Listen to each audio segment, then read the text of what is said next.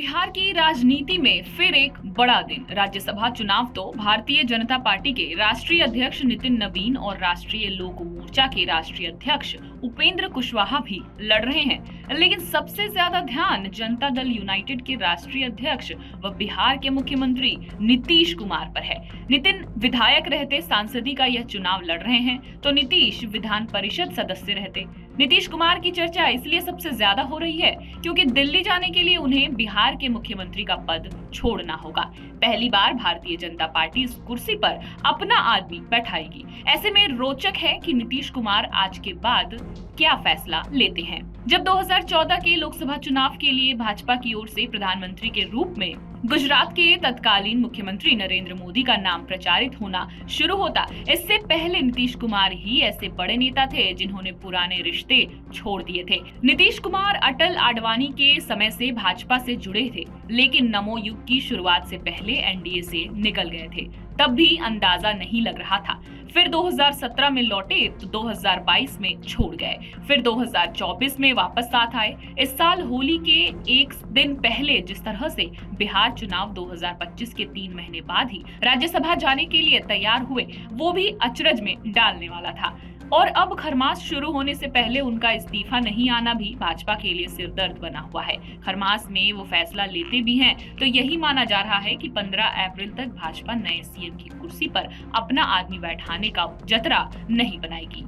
नीतीश कुमार बिहार के मुख्यमंत्री हैं, वो केंद्रीय मंत्री भी रह चुके हैं। वो पटना जिले की बाढ़ सीट से लोकसभा सदस्य हुआ करते थे। नालंदा जिले की हरनौत विधानसभा सीट से विधायक हुआ करते थे। इस सदी में वो कभी विधानसभा चुनाव में नहीं उतरे, विधान पार्षद ही चुने जाते रहे। अब राज्यसभा के चुनाव में हैं। नीतीश कुमार के बारे में ये जानना बेहद रोचक है कि वो 1991 में तत्कालीन जनता दल के टिकट पर बाढ़ से कांग्रेस प्रत्याशी को हराकर सांसद बने थे। इसके बावजूद उन्होंने 1995 में तत्कालीन समता पार्टी के चुनाव चिन्ह पर हरनौत से विधानसभा का चुनाव लड़ा और जीते भी। विधायक चुने जाने के बाद जब लोग सांसद के रूप में उनके इस्तीफे का इंतजार कर रहे थे, लेकिन उन्होंने विधायक की शपथ नहीं ली। नतीजतन हरनौत सीट के लिए 1996 में उपचुनाव हुआ, जिसमें फिर समता पार्टी के अरुण कुमार सिंह विधायक बने। नीतीश कुमार 1985 में हरनौत विधायक चुने गए थे। इसके बाद दिल्ली की राजनीतिक यात्रा के लिए पहली बार 28 नवंबर 1989 को पटना जिले के बाढ़ संसदीय क्षेत्र से निर्वाचित हुए थे।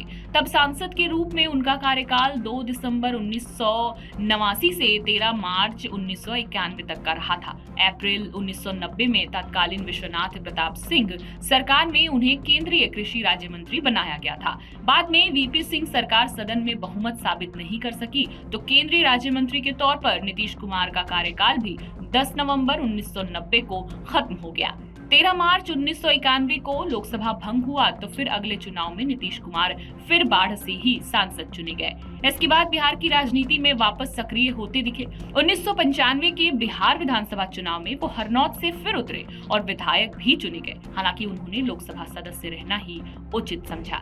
इसके बाद 1996 में फिर बाढ़ से ही नीतीश कुमार सांसद बने। तब अटल बिहारी वाजपेयी 7 दिन के लिए पीएम बने और फिर मौजूदा विपक्ष सत्ता में आ गया। 15 मार्च 1998 को अटल बिहारी वाजपेयी प्रधानमंत्री बने तो नीतीश कुमार की समता पार्टी उनके साथ थी। नीतीश कुमार को केंद्रीय रेल एवं भूतल परिवहन मंत्री बनाया गया। अगस्त 1999 में गैसाल में रेल दुर्घटना के बाद उन्होंने मंत्री पद से इस्तीफा दे दिया। फिर करगिल युद्ध के बाद 1999 में लोकसभा चुनाव कराना पड़ा, तो भाजपा बड़ा दल बनकर उभरी। पहली बार 5 साल भाजपा के नेतृत्व वाली सरकार रही। नीतीश केंद्रीय मंत्री रहे। नई सदी में पहली बार जब वो चुनाव में उतरे तो 2004 के बाढ़ ने उन्हें हरा दिया। इसके बाद परिस्थितियां देखकर वो बिहार को सुधारने के लिए यहाँ उतर गए। फिर तो 2005 से बिहार की राजनीति में नीतीश कुमार बतौर मुख्यमंत्री अब तक कुर्सी पर हैं। बीच में एक बार जीतन राम मांझी को उन्होंने ही सीएम बनाया था, वो भी लोकसभा चुनाव में हार की जिम्मेदारी अपने ऊपर लेते हुए। आपके राज्य की खबरें, आपके शहर की खबरें सबसे पहले जानने के लिए देखते रहें अमर उजाला। चैनल को सब्सक्राइब जरूर कर लें और पाएं हर अपडेट।